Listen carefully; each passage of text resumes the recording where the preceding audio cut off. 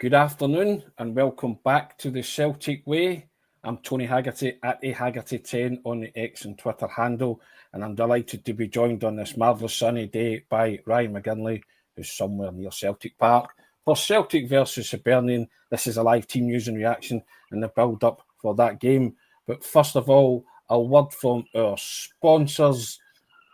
And this Celtic Way is brought to you by S1 Jobs. And if it's time to hand in your transfer request, then head over to s1jobs.com and upload your CV today. With thousands of jobs across Glasgow and Edinburgh and the surrounding areas, you'll find the one at S1 Jobs. So start your search today. Ryan, a bit of background noise there, fella? Yes, absolutely. It's the rough and tumble of just outside Glasgow, just in the Parkhead area, yeah. So bringing it to you live in stereo. So if you hear any background noise, you hear any people shouting, you know what the reason is. Indeed. Now we'll get to that lineup, Ryan, and here it is. Yes, I'll just flash the teams up there and I'll read the team. Or do you want to read the team, Ryan? It's up to yourself. You usually do the I'll others. I'll do it. I'll be able to see it. I should be able to. If I squint my eyes enough, it's very, very sunny outside. Get Kasper Schmeichel, he returns after quite a few weeks out with a shoulder injury. He returns to the squad. A back four of Anthony Ralston, Austin Trusty, Liam Scales and Greg Taylor. Get Callum McGregor in the midfield, the captain. Unchanged midfield three of Rio Hatate and Arne Engels. Adam Idah leads the line. On the left, Eisen Maeda, and on the right, Nicholas Kuhn, who returns from injury. Have you got the subs there, Tony? I have indeed. It's Sinizalo, Yang, McCowan, Schlupp, Navrowski, Kenny, Bernardo, Forrest, and McArdle. Ryan, that tells you that the manager has gone hard and strong and he wants to win this football match, does it not? It does, yeah. It's a lot more strongest 11 than I thought it was going to be. The way that Brendan Rodgers was speaking yesterday, I thought that he was going to bring the changes and put in a couple of young players. You know, the only change that he's made is he's brought in a 38-year-old goalkeeper who returns from injury, and Kasper Schmeichel. A couple of enforced ones. We knew that Cameron Carter-Vickers and Alistair Johnston, respectively, weren't going to play this game. So Austin Trusty comes in and Anthony Ralston comes in. But apart from that, Nicholas Kuhn comes in, returns from injury.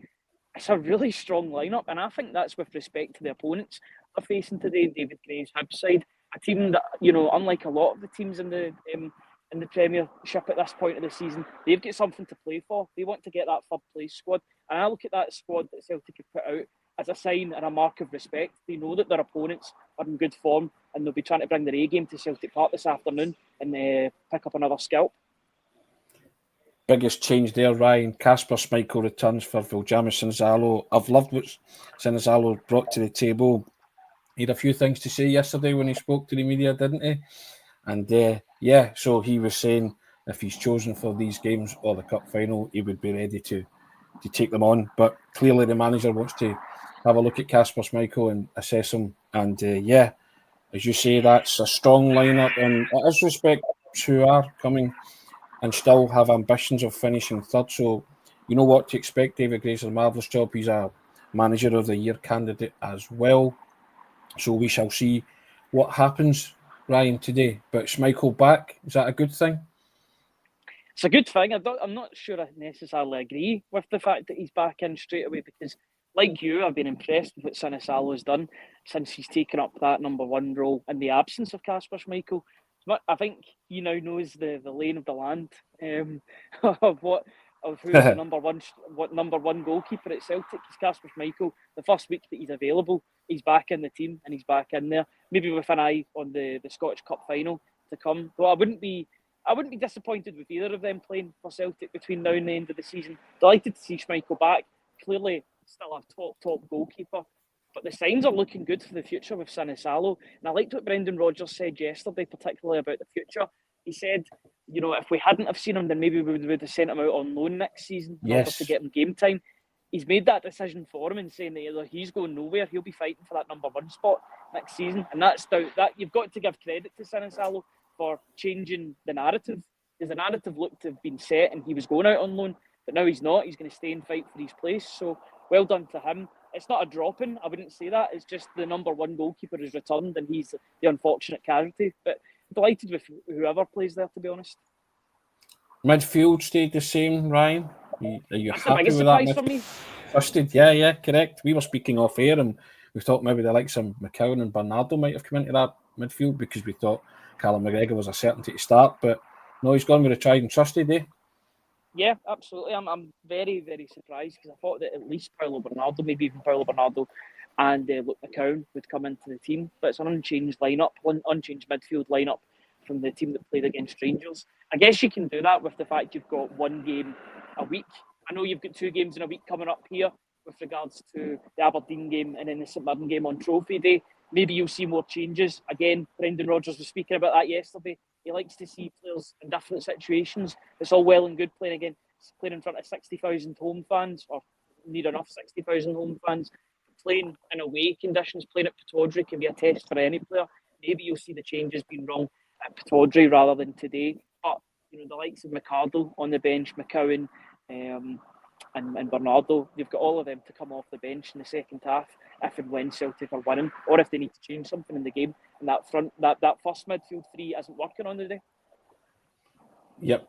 Lots of comments coming in about Sinazal and Schmeichel Ryan, so I'll read a few of them out just now. And Hazel Finn saying she's really disappointed for Sinazal. Good afternoon, Hazel. Brendan McCarthy saying that's shocking. Schmeichel's back in. I don't know if I would go as far as say shocking. It's not shocking, yeah. Correct. Squeak 1888 saying Sinazal's looking very good, but right now we're still a bit weaker than Casper at set pieces. Stephen Mitzi saying McCowan, Bernardo and Sloop should all be playing. And Ryan Geddes saying Sinazal's a good keeper. He should get every cup game next season. And Brendan McCarthy coming back in and saying, what's Sinazal done wrong? Nothing. I just think it's merely rotation and the manager wants to see and assess Kasper Schmeichel's fitness. And Ray's coming in saying, surprise Schmeichel's starting, but he's earned the right to start if he's fit, even if Sinazalo looks excellent. And Celt 88 saying, give Sinazalo all the cup games next season, then let him take the number 1 shot thereafter. Do you agree with that, Ryan? I mean, yeah, the good thing is that they're not talking about him as a backup goalkeeper. They're saying he's a number 1 in waiting. I think they're just getting him ready. He's only 23 years old, already get 3 caps for Finland. So that's still 23 for a goalkeeper is like an 18-year-old for an outfield player. With the fact that goalkeepers can last until they're 41, 42, 43, they are durable. Obviously, with their injury history, if they can go through their career and not get a lot of injuries, then they can keep on playing until they're 40, 41, 42. Look at Craig Gordon at Hearts, for example. I think he's 42, 43, and he's still number 1 for Hearts at this moment in time. So a 23-year-old, he's got time on his side. He's learning under his self-confessed idol in Kasper Schmeichel. Who better to learn off him? I seen the pictures when I was looking for photos the other day of Sinazalo and Schmeichel.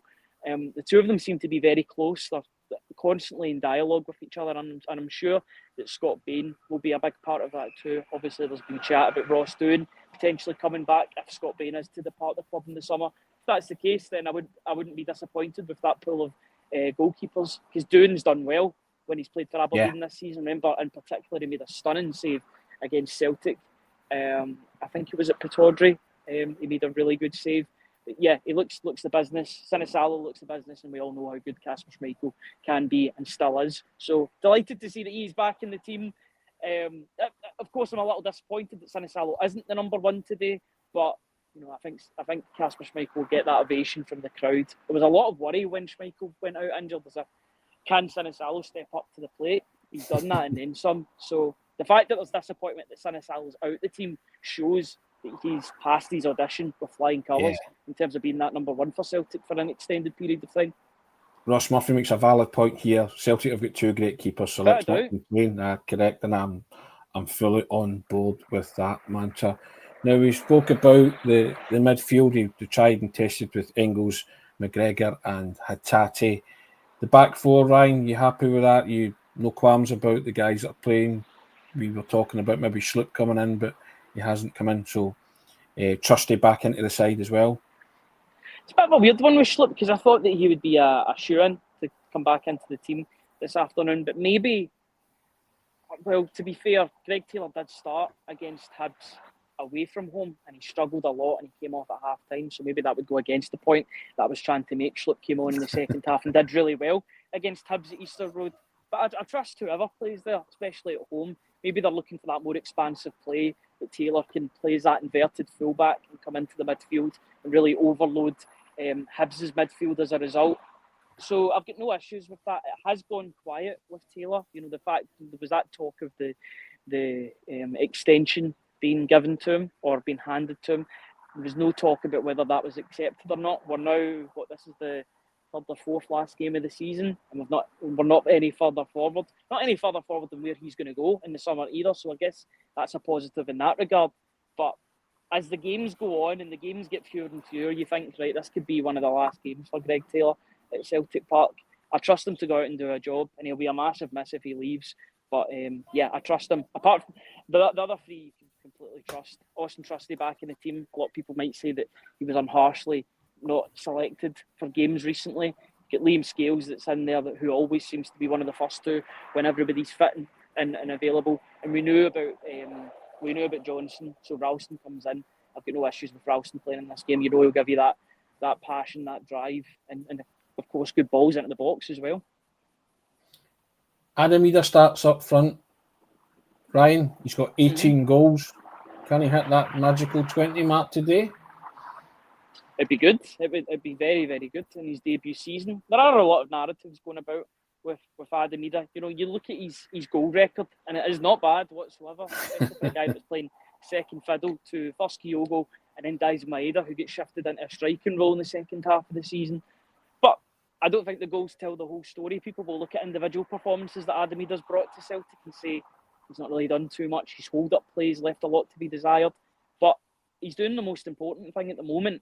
And he did it at Ibrox. He did it in the games before. He's scoring goals for Celtic. That's his main job. That's his essential criteria, so to speak. He's doing that. And if you can do that today, then it goes a long way to really going into the summer in a positive light, coming back for pre-season, and really proving a point that he can be the number one. Because I think there's a lot of people that expect Celtic to go out and buy a striker in the summer to compete with him or to potentially take his place. It's up to him to change that narrative and say, right, I'm the main man. I can be the main man for Celtic going into next season and beyond. So that's the gauntlet that I'm throwing down to Adam Idah this afternoon. Hopefully he can take that and really go with it.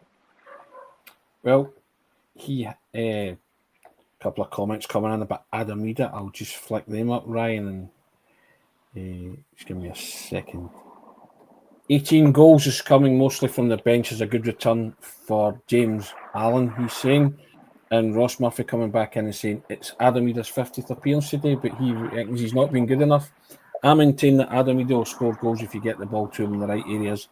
He did it against Rangers at Ibrox last weekend and scored a cracking goal. Took a brilliant touch, but we've spoken about it. We both wrote about it, the good, the bad and the ugly from Adam Idah, wasn't it, at Ibrox, where he had the chance to slip James Forrest in and stuff like that.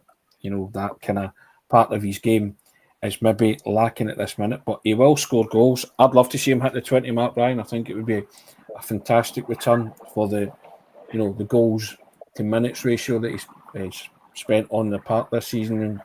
And I think you look around, his teammates and his manager have said that he's a big game player. And so he turns up in big occasions and he has scored some big goals for Celtic. Nobody can deny that. Yeah, and he clearly is a very popular guy within the dressing room as well. All of his teammates are firmly behind him and want him to do well. That's half the battle. If he's got supportive teammates that want to see him do well, then that is half the battle. The other half is doing it on the pitch. And, the goals tally would suggest that that's not a bad goal return for a striker. But the Celtic fans, the Celtic support are an expectant bunch. They want every Celtic striker to be scoring 30, 40 goals this season. The good thing is that Brendan Rodgers has came out and said that he isn't exactly looking for that from his striker. He wants them to be a team player. He wants the goals to be spread out amongst the wingers, the midfielders and the forward players. So if that's the case, then he's let off the hook ever so slightly and he can focus on improving his game. But the one thing I would say about Adam Idah, which is really positive, is that he never lets his head drop. Now, the first half, he should have passed that ball to James Forrest. It would have been a big chance for the veteran winger to score his first goal of the season. He tried to, and the ball was really poor. He then missed that chance, a massive chance. Well, the goalkeeper saved it, but he really should be scoring it. Tried to dink it over Liam Kelly, and he didn't manage to do that. Players could easily let their heads drop. He didn't. He got the rub of the green with that deflected shot that went in. If you don't shoot, you don't score. And he was there, the right place at the right time. He thrives on chaos, kind of like his predecessor in Georgios Yakimakis, in terms of being in the box and making things happen. He got his rewards, and I'm hoping that he can show a more polished performance today. I want to see the whole Adam Idah, everything positive about him, and really, there's people that may be saying that Johnny Kenny, I was one of them, that I would have liked to have seen Johnny Kenny start the game today. I want to be coming out of this game this evening, saying, right, I'm glad that Adam Idah played, because he stepped up to the plate and scored goals, got to that 20-goal mark. That's got to be the objective for him today, and I'm backing him to do it. Yeah, over 430 people joining us, so thanks, guys. We really appreciate it. James Allen coming back in and saying the $9.5 million price tag has been held over his head. Let's be honest, that's what it's Callum always McGregor going was to. saying. Yeah, Callum McGregor was saying that during the week, wasn't it? But he was backing him, saying he was a big game player. And Squeak 1888 saying 18 for a second striker for 3/4 of a season is a decent return. And Ray coming in and saying Celtic support's very quick to judge and focus on weakness and not highlight his positives. I've been highlighting his positives all along, saying that he is a big game player. He has a mentality, he scores big goals, and he will score goals. MT Celt's big grab saying that his goals per minute played is better than Kyogo's in the last 2 seasons. And Daniel Phillips saying he would love to see Idah scoring his 50th appearance against Hibs, and he's making a prediction 3-0. So, yeah, get your predictions coming in, guys. I'll read some before we wrap up the programme. Ryan, what are you expecting today from Celtic? I've had to change my whole script, Tony, because Celtic have named a stronger team than I expected them to. So, fair enough. I'm expecting a continuation of good performances at home, to be honest. You've got the likes of Arnott Engels. This is the first home game in a wee while for Celtic. I was actually trying to think of the last time Celtic played at home. It's been a while, but I'm expecting good play. I'm expecting Celtic to score a few goals. Expecting tough opposition. David Gray's Hibernian side. They've got Nectar Triantis in the midfield, who's had a stunning second half of the season for Hibs. If you keep him quiet, I think you can keep a lot of Hibs quiet. But they've got players all over the park potentially hurt Celtic. I think that plays into Celtic's hands. I want Hibs to be coming out and attacking. The fans will be expecting the same. Hibs supporters are expecting.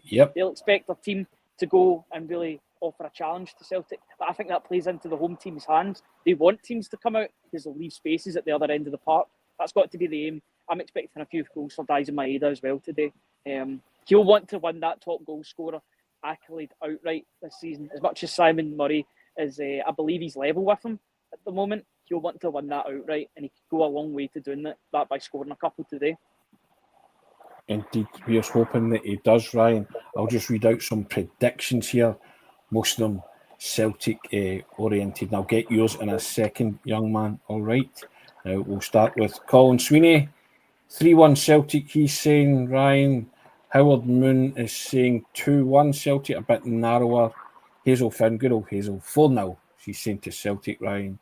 Maestro 95 is saying 3-1 to Celtic. All of these are home wins. William O'Toole, he's 3-1 as well. Squeak 1888 saying 2-0 to Celtic. Tam PTV saying 2-1 to Celtic. And Typhoon McFlustery saying 2-0 Celtic. And Ralston to score first, he's saying. And Michael Cairns is also saying 2-0 today. So there you go. MT Celtic's Big Rab is saying 5-0 to Celtic. Edward Y of Oz, as you saw there. Hibs are good, so he's going 1 each. James Allen saying 3-0. And after seeing the lineup, Ian Roy saying 4-0. Okay, Ryan, I'll ask you, I'll throw over to you. What's your own prediction, sir? Both teams to score 4-1 Celtic. Both teams to score 4-1 Celtic. I usually go 1 up or 1 down. I'll go 1 down, Ryan, and say 3-1. Yeah, to Celtic, and see how it goes. Guys, enjoy the football on this wonderful day.